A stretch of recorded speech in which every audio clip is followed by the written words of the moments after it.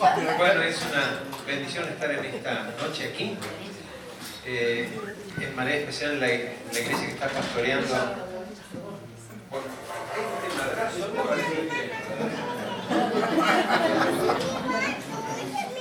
bueno, que el pastor Roberto Mairén está pastoreando aquí, y la verdad para mí es un privilegio. Con él yo compartí la primera situación de pastores y también hicimos la licenciatura en teología en Buenos Aires, y bueno, después nos dividimos, tuvimos distintas iglesias, pero de veras que agradezco al Señor por estar juntos aquí. ¿Saben que el movimiento pentecostal comenzó en fines del 800, principios del 1900, con un despertar espiritual en Los Ángeles, allí en Azusa, en Estados Unidos? Pero a la misma vez, la misma experiencia la tiene gente en Brasil, en Suecia, en Finlandia, ¿verdad? En Italia, y los rusos, unas colonias rusas tuvieron la experiencia pentecostal. Y es interesante que sin nadie promoverlo, surge esto, y nosotros con mucha sencillez decimos, bueno, esto es una obra del Espíritu Santo, algo del cielo. ¿Qué pasaba con la iglesia? La iglesia había caído en un problema muy serio. Por ejemplo, en la teología, los teólogos se reunían para discutir cuántos ángeles podían pararse en la cabecita de una aguja esa de cabeza. Ahora, cuando vos pensás que esto era lo que discutían, es que no tenían nada que hacer. Y la iglesia se iba en bancarrota, ¿verdad? La expresión que se usaba es: el mundo entró dentro de la iglesia.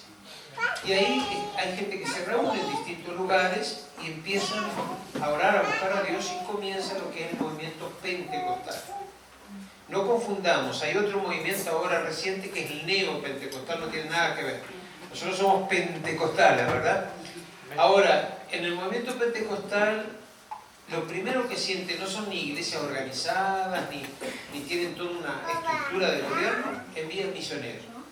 Y es así que llegan acá a Uruguay, misioneros de Estados Unidos. Raymond de Vito fue el primero que alquiló ahí en Jaime Civil 2826, donde está la iglesia de Jaime Civil. Vino un misionero sueco, vino misioneros finlandeses, vinieron misioneros italianos, vinieron algunas asambleas de Dios brasileñas. Todos eran asambleas de Dios y vinieron a trabajar. Eran la misma organización, pero distinto respaldo. Y ahí comenzó la iglesia. Y saben que el padre de su pastor, Mairena, él vino a una iglesia rusa eslava, ahí en Yum. Y don Mairena oró por un enfermo, el enfermo se sanó, y al otro día comenzaron a venir gente enferma, y bueno, ahí comenzó como un despertar espiritual. De ahí se fueron a Nueva Berlín a Fray Bento, de Fray Bento a Mercedes, de Mercedes a Dolores. Entonces, en poco tiempo, no tenían a quién poner de pastor. Y comienza todo un despertar por esa zona. Para esto otros lados, por estar el hermano Gilmore, el hermano Gene Stapler, el hermano Jeffrey, que comienzan iglesias en otros lugares, ¿verdad? Artigas, 33, Melo. Y es así que comienza el despertar espiritual luego en nuestro país. El asunto es que lo que había acá eran iglesias que hoy llamamos tradicionales, los valdenses, los metodistas, los anglicanos, los luteranos. Pero no eran malas iglesias, es que habían perdido el fervor de la comunidad cristiana, de la vivencia cristiana. Y entonces estaban entrando en una serie de problemas bastante serios, y comienza el movimiento pentecostal. No había un armado teológico, luego se van a tener que reunir para armar toda la teología pentecostal, pero sí la iglesia, sin organizarse, siente convicciones de mandar misioneros. Y eso es algo muy interesante y hay que sobresaltarlo y remarcarlo. La iglesia, aunque no tenía una estructura de gobierno, empieza a mandar misioneros, cosa que con las iglesias tradicionales no ocurre. Había algunos misioneros, pero no tanto. Y es así que comienza todo este despertar. En ese despertar espiritual, en ese movimiento espiritual, la gente se convierte por cantidades. Hay cantidad de gente que comienza a convertirse. Y el único tema era salvación de noche, salvación a mediodía y salvación de tarde. No había otra explicación teológica en la iglesia. Yo no entré inmediatamente a la iglesia. Yo recién entro en el año 66, cuando acá en este país había un poco de revuelta, unas situaciones políticas. En el interior, yo soy del interior, de Dolores, y ahí había un mitin en la plaza, frente al liceo, y bueno, estaban haciendo una cantidad de cosas, porque los cañeros iban a pasar por Mercedes, y entonces los estudiantes iban a llevar comestibles, los compañeros, no sé cuántas cosas. Y ahí aparecen unos bautistas, y cómo estaba revuelta la cosa, que eran dos bautistas americanos. Una vieja que no se le entendía nada, pobre, pero le daba el Evangelio de Juan. Y pasaban la película de Jesús, un horror y unos carretes enormes. Y bueno, una cantidad de gente fue, los muchachos fueron, algunos agarraban los Evangelios de Juan, que eran una hoja finita para hacer como hojiche de cigarro, ¿verdad? Así. Y bueno, entre esas cosas, ahí me regaló uno, la señora, yo me inscribí en un curso por correspondencia, no había iglesia bautista, ya en Dolores, desemboqué en una iglesia pentecostal. Bueno, ahí tuve una experiencia con Cristo, fui salvo, creo yo, ¿no? Entonces, bueno, ahí comenzó mi primera experiencia en el Señor, y ahí comencé a sentir un llamado. Vine acá, ¿dónde estamos acá? Al lado. No, acá, en el banco de prótesis ahí. Ese año éramos como 40 y pico de alumnos, y gracias a Dios hay una cantidad que nos graduamos juntos, que estamos todos sirviendo al Señor. Y bueno, ahí comencé a trabajar con Roberto. Es interesante, había una comisión estudiantil en aquella época, entonces éramos de la comisión estudiantil, después éramos del distrito de Montevideo, después empezamos a trabajar como pastores. La verdad que la primera experiencia pastoral fue frustrante, horrible, en serio, tremendo. Como había tanta necesidad, vio que en el país de los ciegos el tuerto es rey. Bueno, eso nos pasaba a nosotros.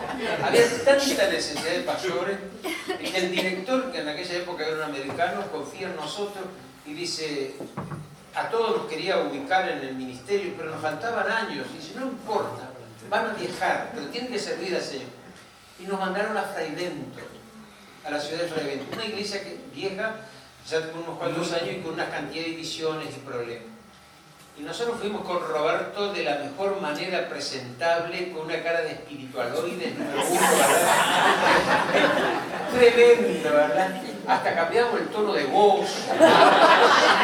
En serio. Había alguien de Fraivento, que no hay nadie esta noche, ¿no?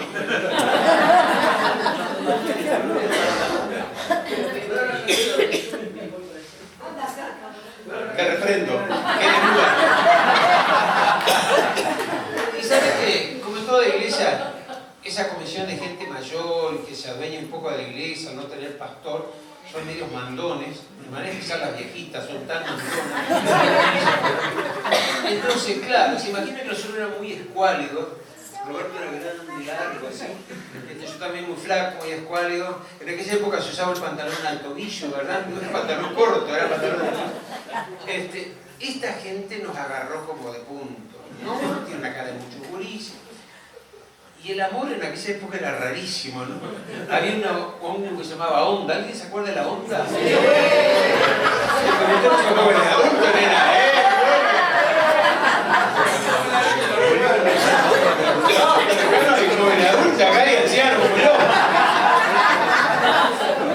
Entonces, bueno, era por Onda, aunque Roberto tenía Griselda que estaba en el seminario, pero en vacaciones no. Entonces nos comunicábamos por Onda y esta gente nos supervisaba, si orábamos y todo lo más bien. Y nos mira y dice, miren muchachos, nosotros queremos decir, ustedes no van a quedar. Llegamos viernes a la noche, el domingo nos despidieron a las 12 de la noche. Y esto es desgraciado, no solo es molesto y que nos rastante, hermano. Llegamos a la madrugada a la plaza Cagaense, hermano, destrozados, qué pastores y qué pastores, ¿no? No teníamos trabajo, ¿no? Y bueno, ahí nos echaron de Fraivento, pero le echamos una maldición arriba, ¿no? Recontra espirituales. Interpretá, dale. Ahora, no, la verdad que nos dolió tanto y aprendimos. Y como había mucha necesidad, el director nos volvió a presentar, pero en otra iglesia. Pero cuando llegó a la iglesia, o eligen a estos muchachos como pastores, o se vienen a ser pastores. Lo hicieron, lo eligieron. Bueno, ahí estuvimos trabajando. Gracias a Dios. Bueno, trabajamos la obra nacional. Y fue muy interesante. Después yo estuve como el presidente de la organización, el pastor Roberto también. Así que ha sido un privilegio. Bueno, había como de todo. En aquella época la situación de la iglesia en la parte económica era bastante complicada. Y no había iglesias grandes. Gerardo, vos tenés los coros más antiguos, porque los que cantaron hoy son del 80. Vos tenés como el del 50, ¿no? Son de Nexo. ¿Cuántos años tienes, Silvia? 62 tenés, ¿no? No, pero antes había una tanda de coros que eran solo salvación. ¿Verdad? Y nada más. Y no había instrumentos. Hermano, la iglesia más high class era la que tenía un acordeón. Esa que es verdulera, ¿verdad?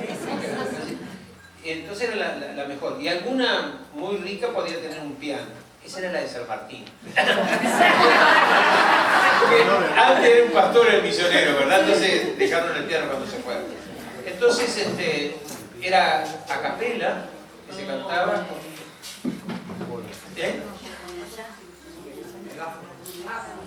Eso sí, también en los aires libres.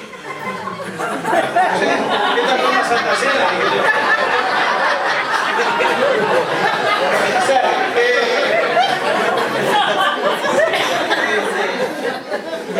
Entonces era el tiempo de salvación. Luego viene otra época donde se incluye más. Y comenzó con un despertar en Buenos Aires, que era un movimiento que se llamaba carismático, donde algunos católicos recibieron el Espíritu Santo. Entonces en ese movimiento carismático se renovó un poco la alabanza. Pero en el año 90 al 95, los datos que yo doy los saqué de un escrito que hizo el pastor Pedro Lapachián sobre el movimiento evangélico en nuestro país. Y los otros datos que les voy a compartir ahora, en una entrevista, Claudia Reyes sacó su maestría en psicología y Claudia hizo toda una investigación educacional a nivel pastoral. Y es algunas cosas que yo les voy a compartir ahora. Cuando ocurre el 90-95, la iglesia tiene un giro drástico. Antes del 90, algunos dicen 85, del 80, pero hay un proceso ahí más o menos de 20 años que queda ese cuadro. Antes de esto, en la iglesia, por ejemplo, la pobreza era símbolo de humildad y de rendición a Cristo. No te podías poner ninguna ropa media esplendorosa, y menos los mundanos que hoy andaban disfrazados acá. Eso, por favor, no participen en Santa Cena, pero no era por malo, hermano, ni esto, ¿verdad? En aquella época, si vos eras pastor y tenías una heladera, eras medio mundano, ¿verdad? Una heladera, era el concepto. Ahora, el asunto también, la vestimenta, nadie tenía auto, solo los gringos, los misioneros. Si tenía una bicicleta, era número uno, ¿verdad? Pero no es que uno se victimizaba, no daba la cosa para más. Se hablaba mucho de tiempo completo, que el pastor no trabajara, ahí pasamos cada hambruna.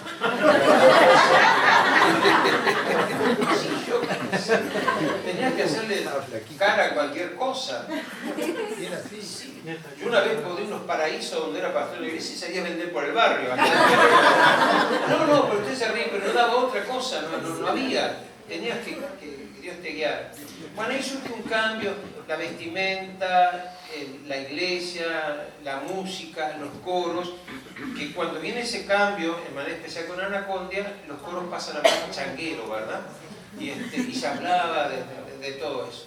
Entonces ahí surge un cambio. ¿Y cuál es el cambio? la teología sufre un cambio. Antes se hablaba del sufrimiento, de la pobreza, de la devoción, del sacrificio, del servicio, de la humildad. Y luego va girando, que demora más o menos 5, 7 años, y cambia hacia la prosperidad, la confesión positiva, la imagen pastoral. El que tiene ropa tiene bendición, el que anda como un piche no tiene ministerio ni bendición. Entonces, aquí sufre mucha gente. Sufre mucha gente. Es que alguna gente, por ejemplo, de manera especial las hermanas tenían más estricto. Por ejemplo, la que no se hace el moño, el rodete acá, se ponía en disciplina, se le echaba de la iglesia, y menos, a ver, ¿quién tiene las uñas pintadas? Diabólica esa verga. ¿Algún viejo está teñido? Dice Barder. No, entonces, de eso pasó a lo otro, ¿verdad? Pasó al esplendor. Ahí cambia toda la instrumentación en la iglesia. Antes la batería era del diablo, ¿verdad? Y no se puede hacer. Bueno, se introduce ahí, empiezan los grupos a cantar. Ahí los de Argentina influyeron mucho, vinieron algunos hermanos con ese ministerio. Hermanos, y ahí, no sé si sería lo correcto, ahí entra como un profesionalismo en el servicio. Entonces ya no se habla de llamamiento ni de vocación, se habla de que Dios me ha dado un ministerio. Y que a veces es dudoso si es ministerio o un llamado a servicio, ¿verdad? Porque tanto en dones, operaciones y ministerios son todos con base de servicio, ¿verdad? Bueno, ahí surge un cambio bastante fuerte, sufren algunas iglesias, todavía quedan algunas personas, se dividen por este asunto de la vestimenta, de la postura, no sé, surgen algunos inconvenientes y la iglesia sufre un cambio bastante drástico. Ahora, lo que Claudia investiga, no lo hizo en todas las organizaciones, creo que lo hizo en 3, es interesante porque dejámoslo del lado de lo Dios y lo sobrenatural. Nosotros pensamos que Dios es el principio de nuestra existencia, que Él es un Dios soberano sobre todas las cosas y nos va a usar si nosotros nos rendimos, no es de acuerdo a la capacidad, sino a la rendición. Entonces, ella investiga que el nivel educacional a evangélicos nuevo al pentecostalismo es bastante descendido, ¿verdad? Entonces piensa que el ambiente que se genera en la iglesia es un ambiente donde no había otra perspectiva. Por ejemplo, no había gente con experiencia de direcciones y cosas así. Pero uno tiene que resaltar algo. En medio de toda esta evaluación humana que se puede hacer, con mucha sencillez de corazón podemos decir, Dios ha sido fiel. Porque a pesar de todo eso, la iglesia se mantiene y uno toma la promesa que las puertas del infierno no van a prevalecer contra ella. Ahí surge una cantidad de cosas entre nosotros, ¿verdad? Estábamos sirviendo como pastor, cambio, te sacude, no sabes si es de Dios, si no es de Dios, hay unos cuantos movimientos, ya está pasando de boga, por ejemplo, que algunos movimientos se derivaron. Todos son jovencitos aquí, pero tal vez uno oyó hablar del movimiento de los hippies. Eran una generación que estaba rebelde en el 60, ¿verdad? Que se dejaban el pelo largo en protesta a la sociedad. Y la verdad que Dios se movió de una forma sobrenatural con ese movimiento hippie, ¿verdad? De manera especial en Estados Unidos, Canadá y Europa. Entonces avasallaba con todo y trajo una innovación dentro de la iglesia. Pero resulta que no se quisieron sujetar a la iglesia y se fueron a vivir en comunidades.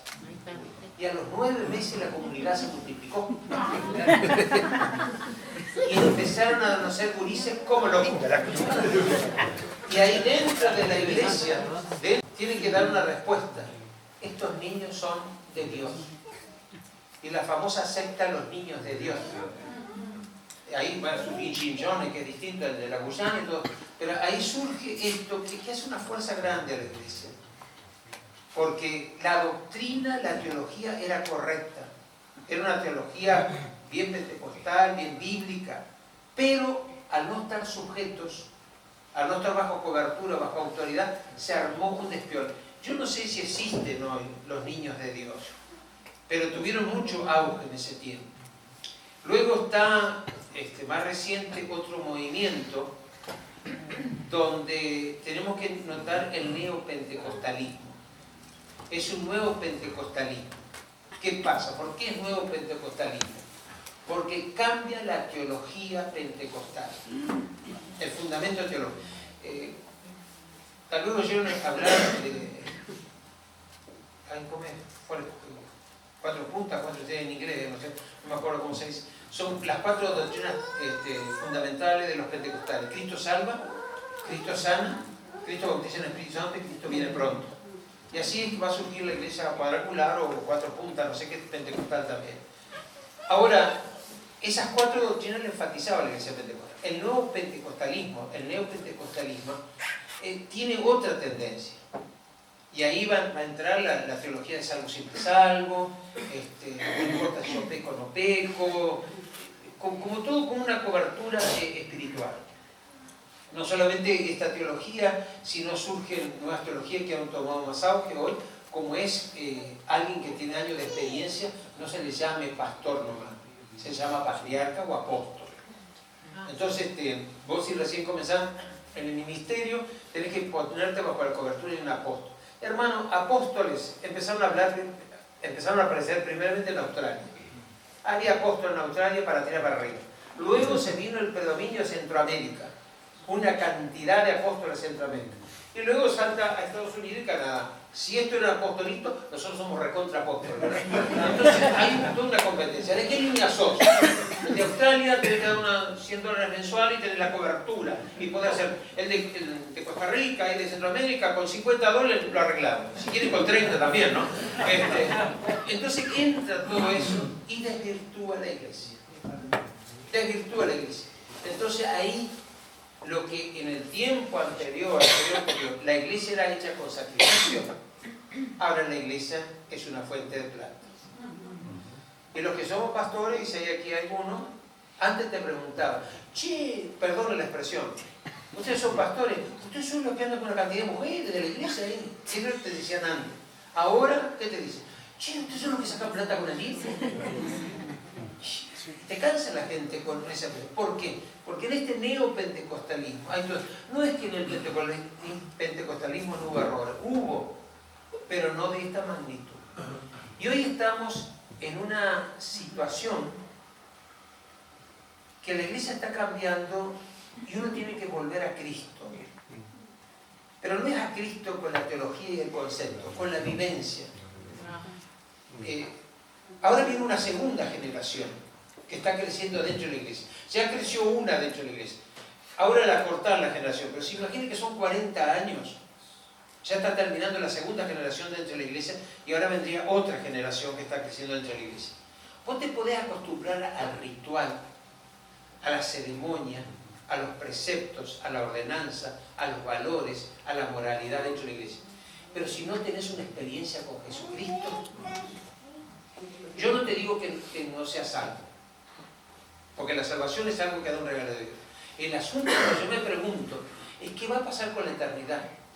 Porque hoy nosotros somos salvos y podemos gozar de esa salvación. Pero si yo sigo caminando con el Señor, después de la salvación, yo tengo que pensar en las recompensas eternas, en la corona, en la vida eterna. Hermano, no nos quedemos solo con salvos, soy salvo, tenés toda la teología bárbara, tenés la experiencia. Pero ¿qué fruto de la salvación damos? Y yo veo que esta generación, hermano, que está terminando ahora, se ha dejado en el molde. Y viste que piensan de diferentes maneras, a nosotros nos ven como medio fanáticos, medio exigentes, medio cerrados. Y viste que se está entrando el baile, el alcohol, y dice, por favor. Y vos como pastor tenés que hacerte el sótano, pero pasan esas cosas. Y no puede estar enfrentando continuamente. Y no es que el alcohol sea malo. No es que el baile sea malo. Yo no bailo más porque soy tan duro como un tronco, me sentiría ridículo. Pero, ¿cuál es el asunto? ¿Qué trae eso? ¿Vos te imaginás que nuestros hijos van a un baile y al estar bailando y rozando se quedan hablando en lengua? No, les pasa otra cosa, ¿no? Se desesperan, pobres negros ahí, ¿no?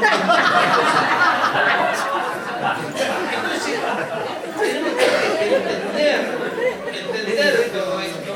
Hermano, que no es que cierre, no es que sea fanático. Ahora, si estoy viviendo una vida consagrada al Señor, pero no que... Mire que yo, gracias a Dios que ustedes no conviven conmigo, pero tengo varias cosas que tengo que reparar todavía. Pero intento vivir esa vida cristiana. ¿Y tenés luchas? Ahora, ¿vos te podés imaginar un día sin orar? ¿Vos te imaginás una noche acostarte sin tener comunión con Dios? No congregarte con una cantidad de... Nadie te condena, es un asunto de conciencia. Pero ¿qué es lo que influye? Tampoco, hermano, ojo, porque hay una cantidad de gente que va todos los días a la iglesia y tiene la lengua más larga que una bufanda. En serio. O se mete en la vida ajena. Ninguno de los dos extremos es bueno. El asunto es tener una convicción. Tener una convicción aquí en el corazón. Entonces yo veo en la nueva generación, hermanos, que poco se lee la Biblia y poco se ora. Yo no soy súper espiritual hoy, como les dije. Pero sí entiendo, hermanos, que leer la Biblia y orar es algo básico. Pero para mantener la salvación y para recibir la recompensa eterna. Hoy dentro de la iglesia pentecostal ha surgido en un tema muy importante la consejería. Antes no se hacía la consejería. Vos iba al pastor y tengo un problema, tengo dolor. Ore, hijo, ore. Vaya, tome el almohadón allá, ore hasta que Dios le responda. No había ninguna opción. Ahora viste que somos más teólogos, más consejeros, y hablamos, y casi todos nos metemos en cosas que no nos corresponde a veces, pero queremos aparentar. ¿Y qué ha pasado? Yo no sé si esto es así, pero se ha debilitado la experiencia con Dios. Ahora, Pablo nos dice un tema, que si yo hablo en lenguas, le hablo a los corintios, si yo hablo en lengua, a mí mismo me edifico. Si yo hablo en lengua, a mí mismo me edifico. ¿Qué es edificar ahí? Ser una persona estable espiritualmente. Y mirá hoy las oscilaciones que hay en la estabilidad espiritual en la gente. Y yo lo que me preocupa, hermanos, y lo digo de corazón, y bueno, lo he hablado, que a veces trabajo en equipo con Gloria, ¿qué cantidad de gente depresiva hay en la iglesia? Y no es el pecado la depresión. Pero mirá que no son viejos. Mirá que hay adolescentes depresivos, aburridos, insípidos, no tienen motivo de vida. ¿Y cuál es el problema? No son los chiquilines, hermano. ¡Ay, qué cabeza dura! No tiene la culpa el chiquilín. Es que nosotros no le hemos ofrecido esa contención.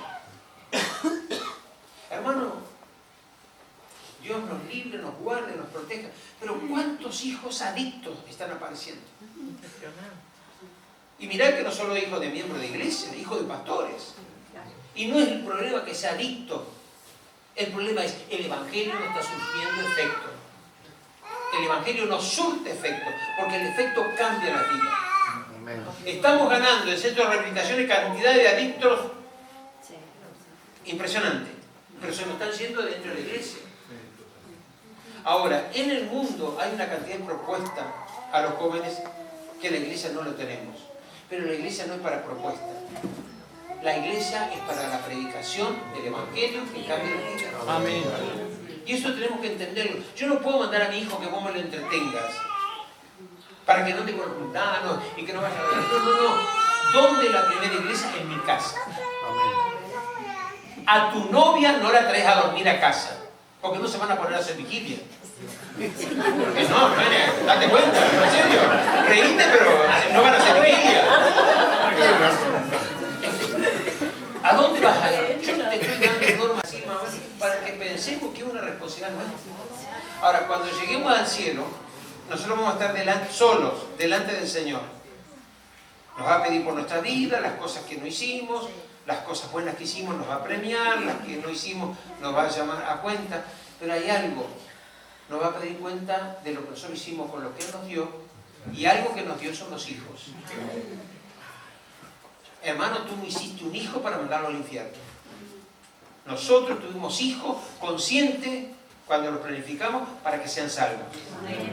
Entonces hay que determinar ciertas cosas. Yo entiendo que capaz vos decís, Dios está medio rayado. No sé, pero te lo digo. El asunto es, tenemos que tener convicción. Porque la iglesia está perdiendo esta vitalidad. Y no es, hermano, el pecado, el mundo, porque se pintó por esto o aquello. No, no, no. Hermano, esta escisión que está surgiendo en la iglesia con el asunto de los fundamentos teológicos. Y una iglesia que no tiene teología, muere dentro de poco. Hermano, el pueblo de Israel pereció porque le faltó conocimiento. Agarrá, rascale a un poquitito a la gente cristiana de la iglesia que ya no sabe nada de la Biblia. Ese Dios sabe, el Espíritu me guía. No tenés conocimiento. Pero no tenés que separar la Biblia de memoria, en lo práctico. Esto se puede hacer, esto no. Yo no te puedo decir como pastor, tienes que tener la convicción del Espíritu Santo. La Biblia nos tiene que hablar a nosotros, en nuestro corazón. Ay, vine porque ando con las pilas desagotadas, pastor, y a ver si me oran, échale queroseno en la cabeza, yo qué sé. Eso es lo bíblico. No me dice la Biblia que vengas a la iglesia a cargar la batería. Venimos a adorar, venimos a bendecir a Dios. Ahora, eso personal es mío. Yo tengo que restaurarme espiritualmente. Ay, yo no sé si Dios existe o no. Mira, tenés una confusión en tu espíritu. El espíritu tiene que estar libre. Vos tenés que tener conciencia que Dios existe y comunión con Dios. Ese es tu espíritu, está libre. Ay, tengo una lucha espiritual, la vieja de al lado me ve y parece que le escudió. No te me vienes. La convicción de que Dios existe. Yo tengo comunión con Él. ¿Y cómo podemos solucionar estos problemas, hermano? Porque yo los miro, ojo, le digo con claridad, hermano, que a veces no le encuentro la solución. Y recurro al Señor que en su misericordia obre. Aún en nuestra familia. A veces mis hijas están casadas, pero yo discrepo con algunas cosas. Tengo que sujetarme porque ya tienen su casa. Pero hay cosas de la fe que yo no las comparto con ellas. Hay otra manera de pensar, de ver las cosas. No son malas ni buenas, pero discrepamos. Ahora, y la iglesia, hermanos, es preocupante. Ahora, Santiago, el hermano de Jesús que escribió la carta a Santiago, es un hombre muy inteligente, muy espiritual y con mucha sabiduría de Dios. ¿Y se acuerdan que él habla de un tema, lo que tenés dentro de la boca, qué es? ¡Ah!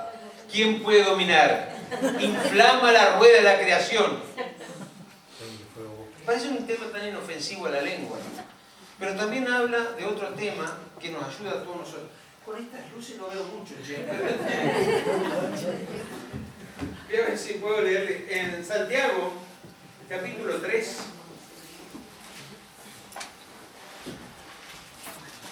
Cuando uno tiene más de 40, más de 40 tiene muchos años. ¡Qué gloria bárbara!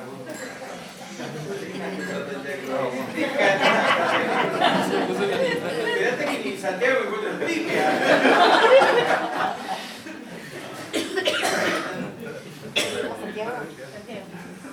Te pone nervioso, Gloria, al lado mío.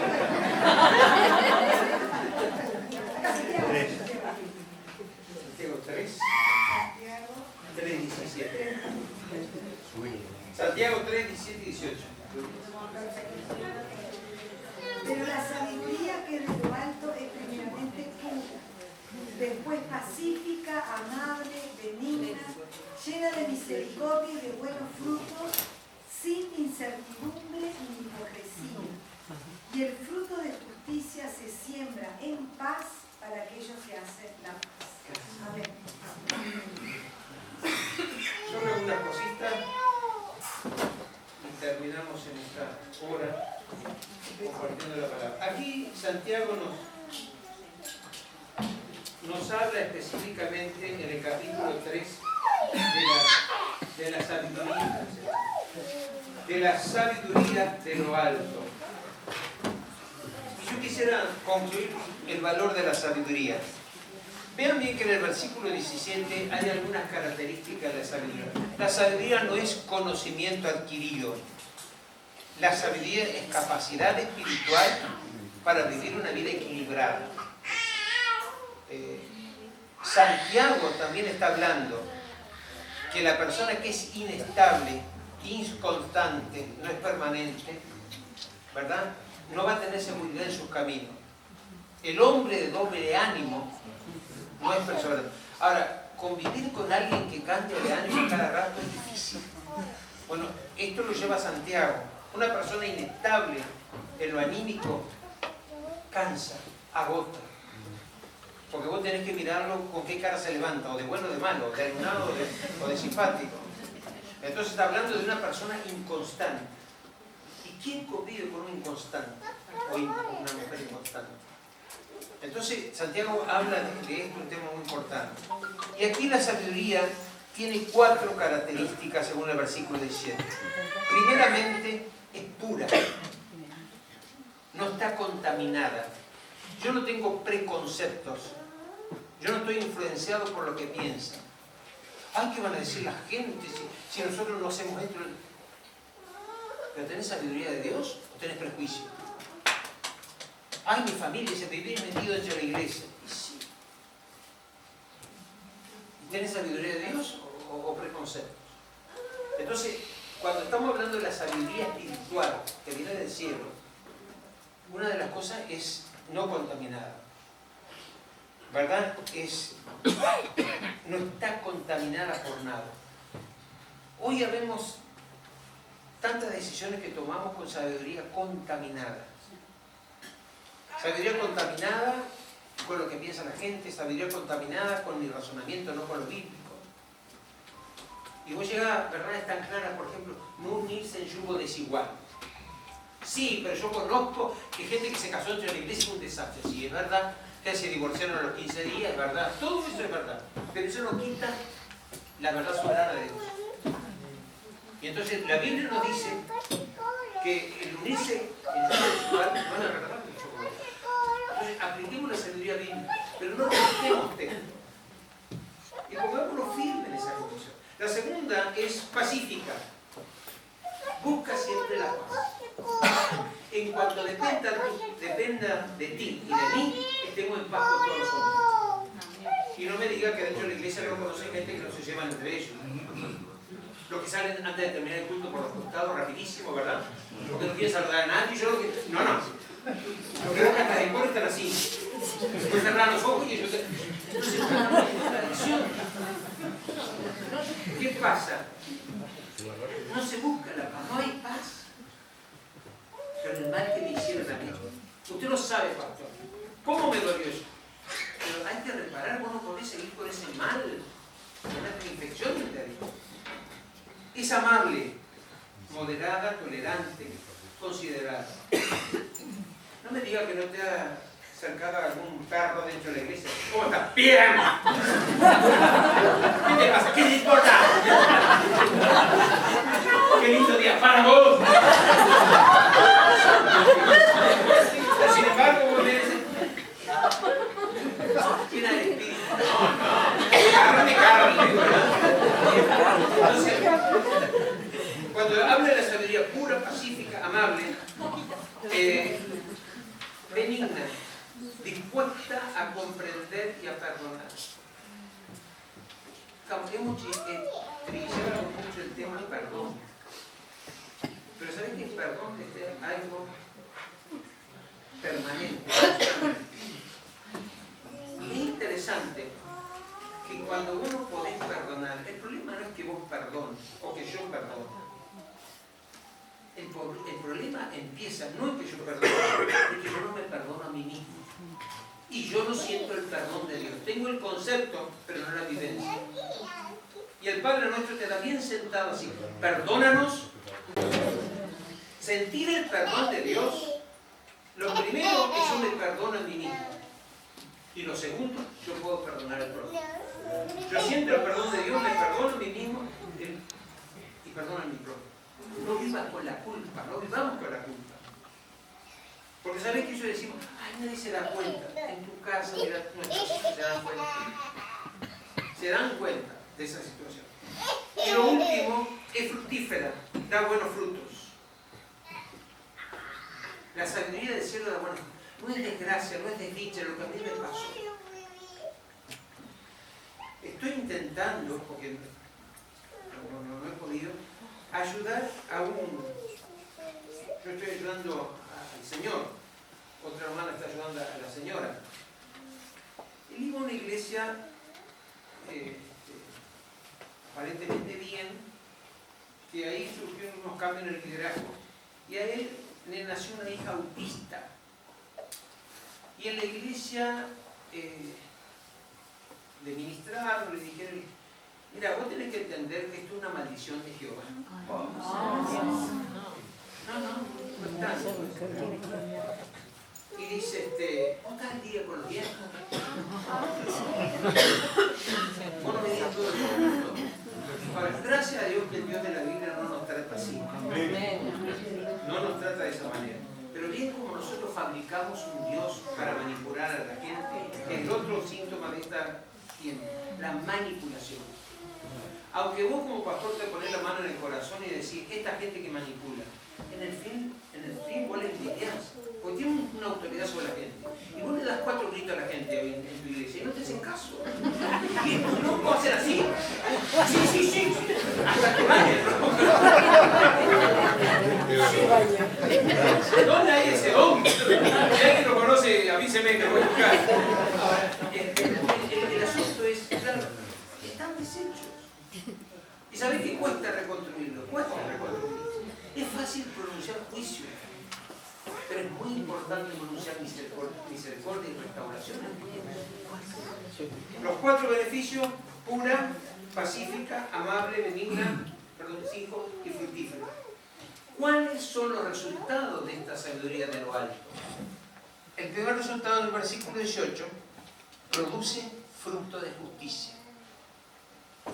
Hermano, yo no preciso andar, dame justicia, Señor, no, pará. Estamos yendo por mal camino. ¿De dónde te brota la justicia? No es de tu pensamiento. ¿De dónde fluye la justicia? No es de tu manera de ser, mi carácter, no, estás equivocado. La justicia viene de acá adentro, del corazón. La justicia de lo alto, que Santiago está hablando, es la justicia de Dios impuesta en tu corazón. Vos te podés mandar macana, yo también. Pero sabés que esa justicia no restaura la íntima comunión con Dios. ¿Qué pasa cuando te mandás macana y yo no le pido perdón? Si Dios sabe, yo me mandé una macana el otro mes y estás perdiendo la justicia. Y no es que se te enciende una luz roja. Tenemos que tener convicción. Lee Santiago, el 3:18. Produce fruto, ¿verdad? Esta justicia en abundancia. Y la segunda, ¿verdad? Produce paz. Dice, ya que es sí, aquellos que hacen la paz, o sea, nos libre de contienda y disensiones. Hoy hay una técnica que a veces la gente quiere entrometerse en la vida ajena y que dice, dame conocimiento de causa para orar, y le están averiguando lo que le pasa. ¿Conocimiento de causa? ¿De dónde sacó eso? Pero viste cómo disfrazamos la religiosidad de sabiduría. La causa la sabe Cristo, y yo lo estoy llevando todo a Cristo. Tenemos que elaborar nosotros. Pero aquí nos dice Santiago que la justicia de Dios produce en nosotros paz. Y vean bien que nos libre de contienda y de disensiones. Yo sé, hermanos, que ustedes pueden poner como ejemplo la iglesia de Corinto. La iglesia de Corinto eran corinteros, hermano. Mirá que en 1 Corintios hay líos. Hay líos en la iglesia. Son más o menos 12 o 14, no me acuerdo, que están allí en 1 Corintios. Hay que ser pastor de Corintio. Solo Roberto Mairena tiene el buen samaritano, ¿no? Ahora, y vos te agarrás la cabeza, pero Dios, porque había grosso, pecado grosso. ¿No te imaginás en la Santa Cena la sangre, daba el vino? Y luego, ¿qué te pasa, chata? Se agarraban curda, como esta.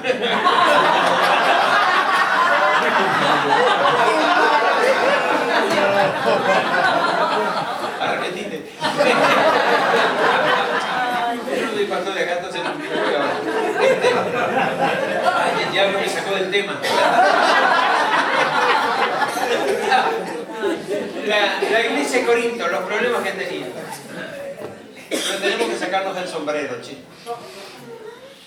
La iglesia de Corinto tenía todos los dones en operación. Y ahí, si no tener la justicia de Dios, chispotea la cabeza. Porque hay un juego espiritual de las tinieblas que juega con nuestras emociones y sentimientos y nos confundimos. Corinto tiene una cantidad de problemas, y serios, hasta morales, espirituales, de convivencia.